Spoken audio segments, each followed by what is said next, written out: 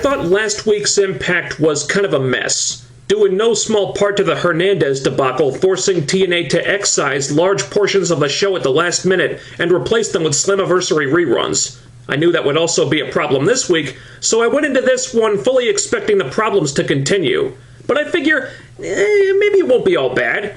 After all, they've still got EC3 as the world champion, they've got Bully Ray as the authority figure, and even though the manner in which they put Bully Ray in that spot was totally contrived and nonsensical, I did think the dynamic between him and EC3 had potential for some really good stuff.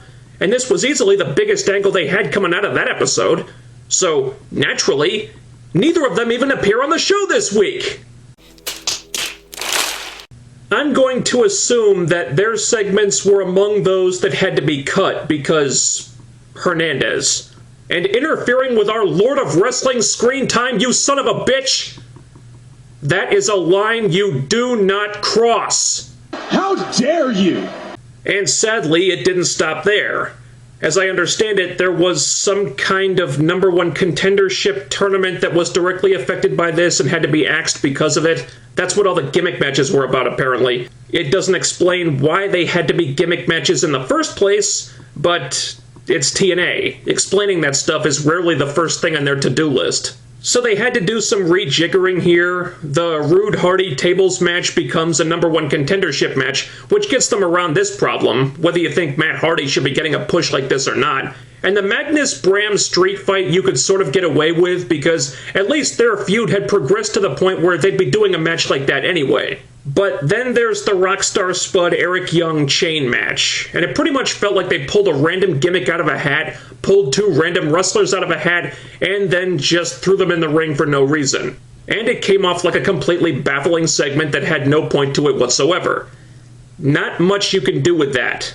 Then when you add the fact that none of these matches were especially memorable, Magnus and Bram was too short, and the fact that TNA have now been forced to cut big portions of 2 Impacts in a row and give away the 2 best reasons people had to order Slammiversary on Impact for free because of this blunder, and this show was fighting a really nasty uphill battle. And it was losing. But that's not to say it was all bad, though. There were a few things I genuinely did like here. Chief among them, heel Eli Drake. Where has this guy been hiding?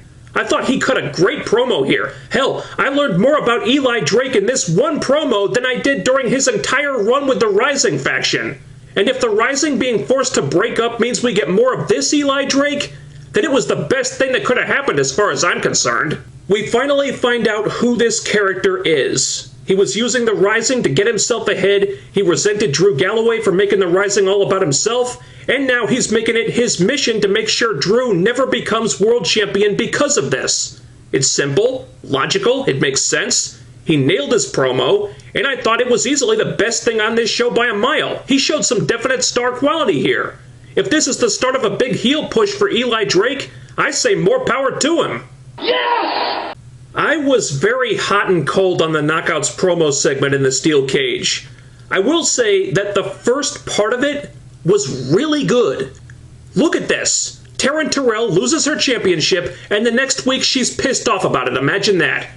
She's practically exploding with rage over this. She's totally lost her composure, screaming at everyone, being a bitch to her friends, not even bothering with her usual shtick. And this is great because this is exactly how a wrestler, a heel specifically, who's upset about losing their championship should behave. She should be pissed off. She should be furious. Because this puts over the title, puts over the feud, and puts over the new champion as things that are very important. Now, if it was John Cena, for example, he'd be smiling, doing everything he normally does, acting like nothing's wrong at all, and that's stupid. You completely write this off like it's nothing when you do that. But goddamn, Taryn is selling the crap out of this. And it just makes me that much angrier that the title change last week was handled in such an anticlimactic way. So Taryn's performance here, out-fucking-standing.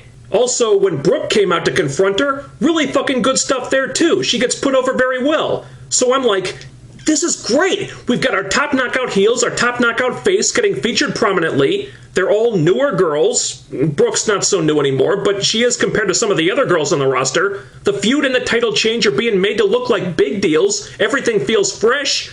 Let's roll with this. But then... Ladies and gentlemen, I'm afraid I've got some bad news. Gail Kim shows up, jumps in the cage, and proceeds to effortlessly obliterate Jade and Marty all by herself.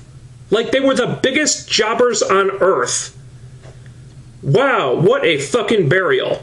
You take your two new knockouts, who you've spent several months trying to establish as a credible threat, and succeeding at that for the most part, and then you give them the Norv Furnham treatment just so you can glorify the last woman on the roster who needs to be glorified at this point.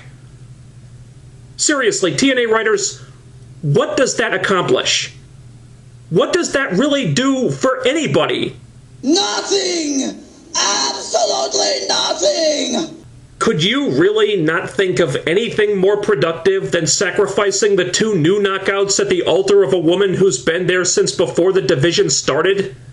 I find it very telling that with all this talk about how we need to build for the future and create new stars to replace the ones we've lost and whatnot, that TNA is still so adamant about keeping Gail Kim so untouchable that it becomes counterproductive and detrimental to the other knockouts, especially ones that you should be trying to put over and get over like Jade and Marty. Newsflash, TNA, Gail is not going to be there forever. By pro athlete standards, she's not a spring chicken anymore. You can keep her looking strong, sure, but for God's sake, protect your newer girls so they can look strong too. Because quite frankly, you need to build and create new, younger female stars a hell of a lot more than you need to put over Gail Kim in 2015. Shut the hell up! I'm sorry, Gail, but I have to put my foot down. The way Jade and Marty got treated here was ridiculous. And it's because of stuff like that that the division wound up in the state that it was in not that long ago.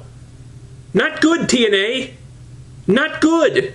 It's really hard to critique the Revolution promo segment.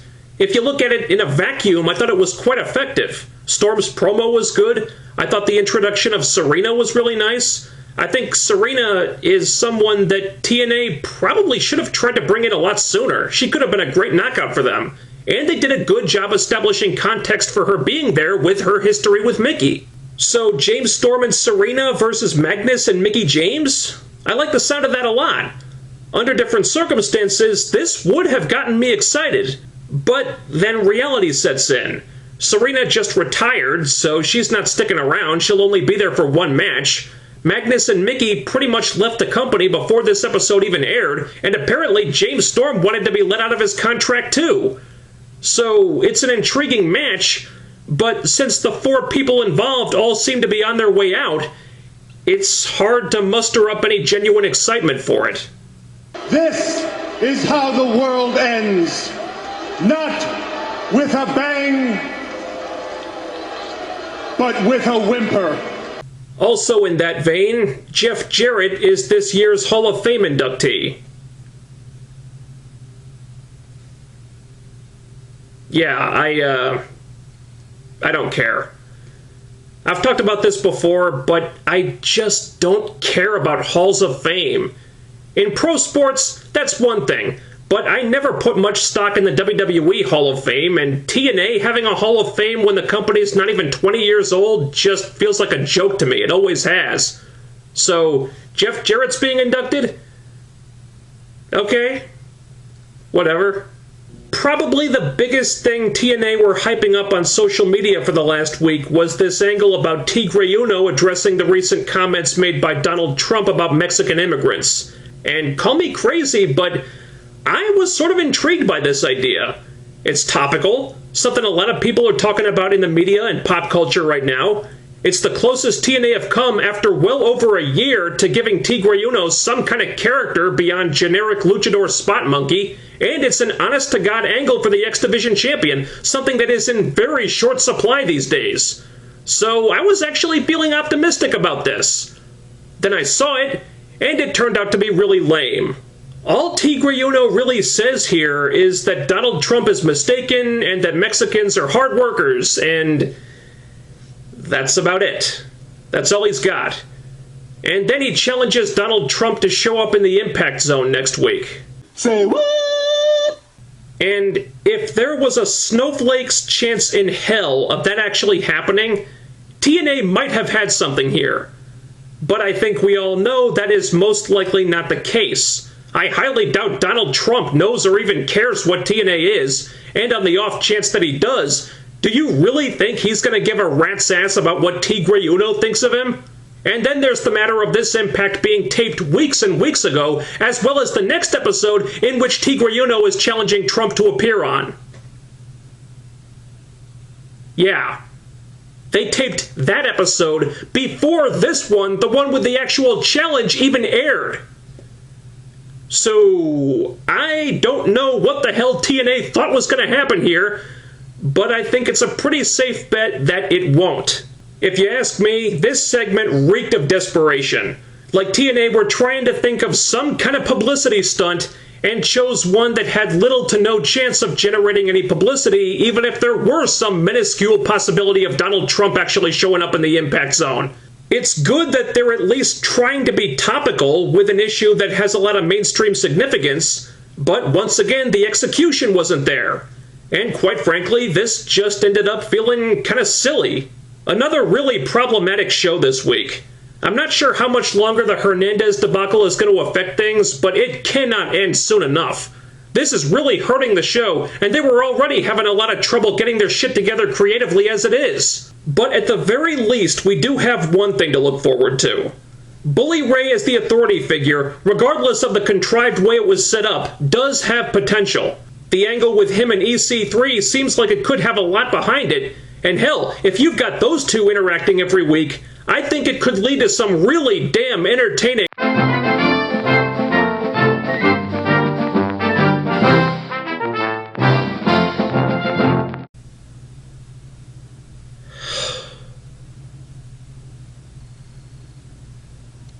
Figures.